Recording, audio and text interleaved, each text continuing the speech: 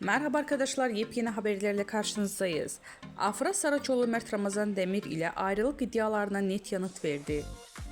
Afra Saraçoğlu Paris Moda Haftası dönüşü Mert Ramazan Demir ile yaşadığı ayrılık iddialarına son noktayı koyarak açıklamalarında bulundu. Ünlü oyuncu Afra Saraçoğlu Paris Moda Haftası'nı döndükten sonra İstanbul Havalimanı'nda gazetecilerin açıklamalarında bulundu. Son dönemde adı Mert Ramazan Demir ile yaşadığı ilişki hakkında çıkan ayrılık dedikoduları ile gündeme gelen Saraçoğlu bu iddialara açıklık getirdi.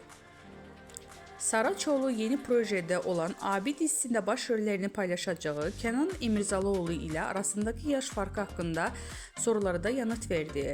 Genç oyuncu yaş farkının ilişkiye engel olmayacağını vurguladı. Demek sevildi ki bu kadar konuşuldu. Yaş farkının bir problem olacağını düşünmüyorum dedi. Gazetecilerin özel hayatı ile ilgili sorularına da açıklık veren Afra Saraçoğlu, Mert Ramazan Demir ile